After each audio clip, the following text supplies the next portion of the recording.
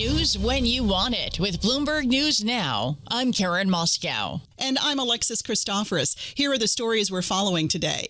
Alexis, thank you. Well, President Trump and NATO leaders are meeting in Turkey for a summit focused on the alliance's future. The two-day gathering is in Ankara, Turkey, and that's where Bloomberg's chief Europe correspondent Oliver Crook brings us up to speed on the very latest. This is seen as a sort of follow-up meeting to the really historic NATO meeting last year in the Netherlands, the one in which all NATO members effectively pledged to pay 5% of their GDP for military and defense spending. And that was really seen as a real unmitigated success of Trump foreign policy. It's something that really nobody in Europe has really fought back against too much. There have been a couple instances for Spain, for example. But again, this was sort of one of the things that you could really notch down in the win column for President Trump. In the 12 months that have ensued since then, there have been some foreign policy actions which, are not so undisputably a success, namely the war in Iran. Obviously, that has caused a great wedge with a number of European allies. And Bloomberg's Oliver Crook says NATO will showcase new military projects worth billions in an effort to convince President Trump that allies are boosting defense spending. And Karen, the NATO summit comes as tensions are rising in the Middle East. A laden liquefied natural gas carrier was hit by a projectile near the Omani coast as it exited the Strait of Hormuz. Bloomberg managing editor Paul Wallace has more from the Middle East. Iran has said frequently, is essentially said that it doesn't want ships going on that route, that it wants them to take its own approved route, further to the north and closer to its own coast, and that no ships must go through without its permission. So it's possible that it fired on these ships because they hadn't sought and got Iranian permission. It's possible that Iran didn't know the nationality or the precise identity of these ships, that it may not have known they were Qatari. But either way, it really speaks to how things are still very tense over Hormuz. Bloomberg's Paul Wallace says the vessel was owned by Qatar's state-owned shipping company Nakilat.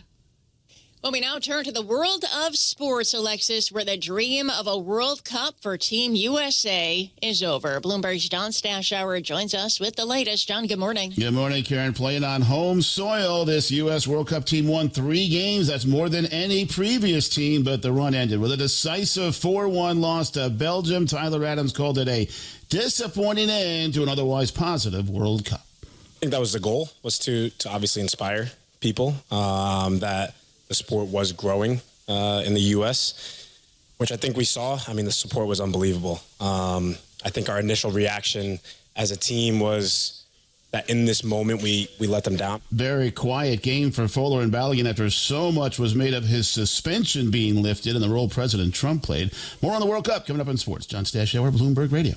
All right, thanks, John. In other news this morning, President Trump has filed a last-ditch plea with the Supreme Court to stop writer E. Jean Carroll from collecting $5 million awarded to her by a jury that found the president had sexually abused and defamed her.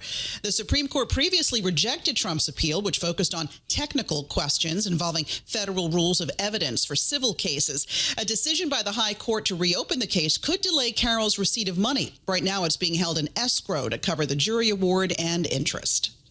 Well, Alexis, Maine Democrat Graham Platner is under pressure from party leaders and allies to end his bid for a Senate seat following a sexual assault allegation he has denied. Platner said in a social media video that he would reflect on the best path forward for his campaign after the allegation was published by Politico. Regardless of the inaccuracy of the reporting, but mindful of the political reality it will inflict, we are taking the time to reflect on the best path forward for the state that I love, the people that I love, the movement I belong to, and the goal of defeating Susan Collins. Those were the goals when we launched this campaign, and they remain my goals today.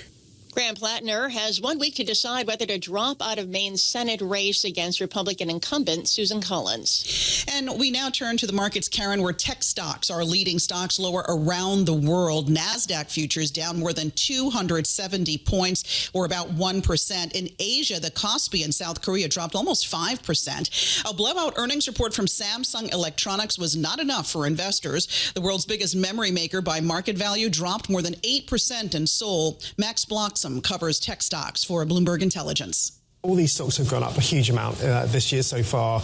At some point, there isn't that next leg of momentum. So, wow, things are even better than we thought. I think the short answer is things are pretty much where we'd expect them to be.